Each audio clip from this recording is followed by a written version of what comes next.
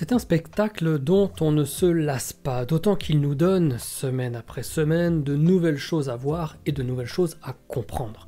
Bienvenue à toutes et tous dans ce nouvel opus des actualités volcaniques islandaises. Quelles sont les évolutions notables depuis le dernier épisode? Je vous dis tout dès maintenant. L'éruption du Sungukagiyar se poursuit désormais depuis 2 semaines environ, avec un seul cratère actif et devient l'éruption la plus longue depuis septembre 2021, date à laquelle celle du Fagradalsfjall s'était arrêtée.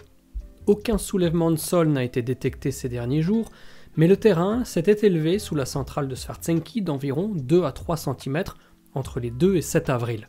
Cette absence de soulèvement de sol est essentielle car elle suggère que le magma s'accumule moins dans la chambre magmatique sous Svartsenki et s'écoule directement par le cratère d'éruption. Un nouvel équilibre en quelque sorte, d'où probablement cette éruption qui continue encore et encore. Des changements dans le rythme de l'élévation des sols sont visibles au jour le jour, mais dans l'ensemble, le rythme reste très stable et quasiment imperceptible. Segja sérfræðingar mér að það sé bara hreinlega of snemmt að ætla að fara að fullyrða eitthvað. Gögnin bara liggja ekki fyrir en ættu að gera það á næstu dögum, jafnvel bara á morgun. D'ailleurs, la fin du soulèvement du sol marquant la fin d'une accumulation au 7 avril est intéressante, car le 8 avril, dès le lendemain, un afflux soudain de lave a fait déborder le cratère, donnant des images très impressionnantes, tout en nous donnant de bonnes nouvelles.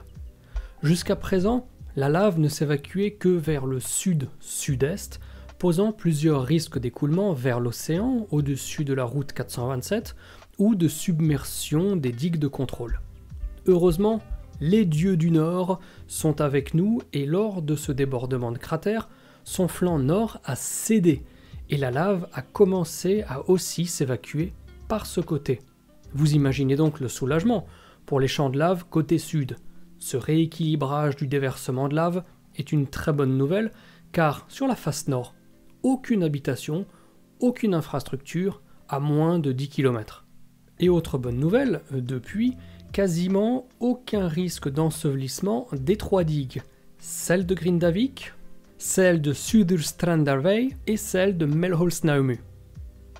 Pour que vous puissiez mieux visualiser tout ça, voici les différentes évolutions des champs de lave des 4 dernières éruptions. Nous avons dans un premier temps l'éruption de décembre, celle de janvier, qui avait touché l'extrémité nord de Grindavik en brûlant quelques maisons, ensuite celle de février, et pour finir, alors on ne peut plus dire celle de mars, mais en tout cas celle qui a commencé le 16 mars.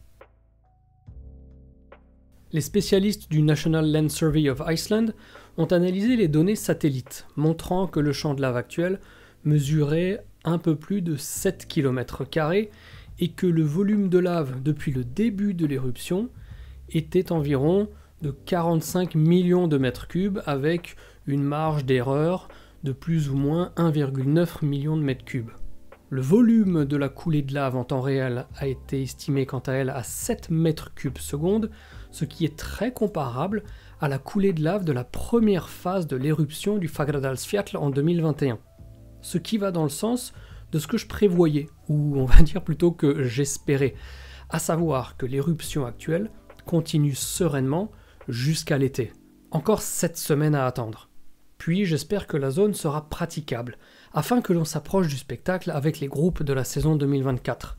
Et si jamais cela demeure fermé au public, lorsque je serai moi seul entre 2 voyages, je tenterai de mon côté d'obtenir une autorisation personnelle pour m'approcher ne serait-ce que quelques instants pour vous ramener des images exclusives.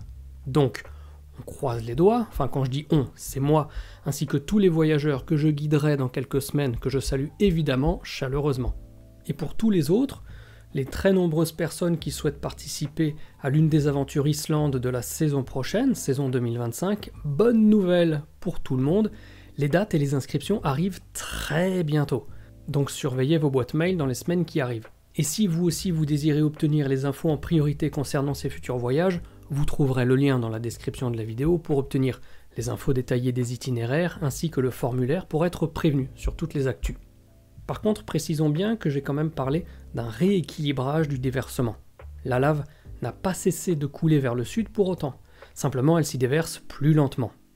Aussi, nous en savons désormais un peu plus sur l'origine du magma des 7 dernières éruptions. Il semblerait que le magma provienne de 8 à 12 km de profondeur et qu'une seule chambre magmatique soit à l'origine de toutes les éruptions, ajoutée à une chambre intermédiaire à 4 ou 5 km de profondeur qu'elle alimente elle-même. La nouveauté par contre est que désormais les scientifiques, après avoir analysé les compositions chimiques des 4 dernières éruptions, sont convaincus que cette chambre à 8-12 km de profondeur est elle-même alimentée par une autre source issue du manteau à 15 km de profondeur. Et tant que le manteau vient alimenter ces chambres, tout porte à croire que l'éruption actuelle n'a pas de raison de s'arrêter. Si vous avez regardé le dernier épisode d'Actualité volcanique, vous vous souvenez de ce que je décrivais comme un volcan bouclier en formation. Pour rappel, si vous ne l'avez pas vu, je vous remets le petit extrait et je vous récupère dans quelques instants. Un volcan bouclier est caractérisé par des éruptions effusives, c'est le cas, produisant des coulées de lave fluides et lentes, formant peu à peu un cône relativement plat. C'est par exemple ce que nous avions en 2021 avec le Fagradalsfjall, même s'il n'avait pas pu arriver au terme de sa formation. C'est aussi ce que nous avons un petit peu partout sur la péninsule de Reykjanes depuis quelques milliers d'années, donnant un paysage très riche et dense en coulées de lave, recouverte de mousse, qu'il est un délice de traverser en voiture. Pour vous donner un autre exemple, il y a un volcan bouclier juste à côté, qui avait été formé il y a 14 000 ans par 5 km3 de lave. Son nom, je sais que vous allez adorer, c'est Thráinsskjöldur. Même si je l'avais mentionné en introduction, il faut bien se rendre compte de la différence entre 5 km3 et les 150 millions de mètres cubes des 6 mois d'éruption de 2021. 5 km3, c'est 33 fois plus que 150 millions de mètres cubes. Oui, 33 fois plus qu'une éruption de 6 mois qui nous avait déjà tous subjugués. Et là sur ces images, regardez, nous avons le cratère, tout plat, entouré de lave, et là, dans la continuité des champs de lave, nous avons cette route, la route appelée Reykjanesbraut, traversant l'extrémité de ces champs de lave millénaires et qui à l'époque semblaient peut-être interminables, qui avaient d'ailleurs agrandi la surface de l'île. Et bien maintenant, en avril 2024, on voit le niveau de la lave remonter peu à peu, lorsque l'on compare les images toutes récentes aux images du début de l'éruption.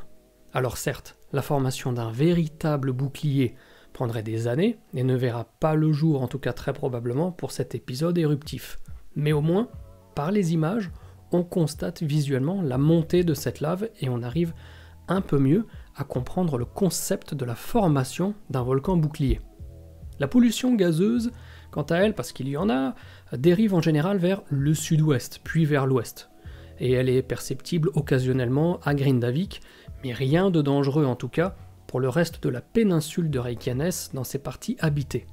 Il est possible de suivre l'évolution gazeuse et la qualité de l'air sur le site de l'Office météo islandais, et sachez malgré tout qu'on a relevé des traces de ces gaz dans la ville de Höp, loin, très loin à l'est du pays.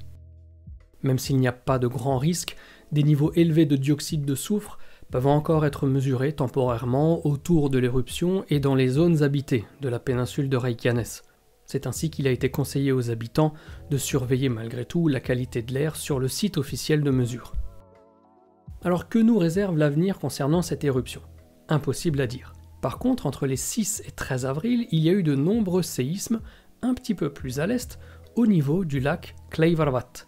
Ce lac est proche du système volcanique de Krýsuvík, nom également donné à une étonnante zone de fumerolles et de boue bouillonnante, si on peut dire. D'ailleurs, en 2022, j'y avais pris une de mes photos préférées. La voici, et je vous laisse me dire en commentaire si vous l'aimez autant que moi. Soit dit en passant aussi, la route, comme vous le voyez, qui longe le lac Kleifarvatn est vraiment sublime, vous trouvez pas ? Donc ces séismes sont assez fréquents dans cette partie de la péninsule de Reykjanes, à telle enseigne que le lac chaud et fumant que vous voyez à l'écran fut créé en 1929, lors d'une autre série d'importants séismes. Donc on a une situation où l'éruption se stabilise dans son activité, mais cela ne veut pas dire pour autant qu'il n'y a pas d'autres événements qui se préparent. Et puis c'est logique, parce que rappelez-vous, il y a quelques semaines, je vous présentais les événements éruptifs récents en faisant la distinction entre les événements d'origine tectonique et les événements d'origine purement magmatique.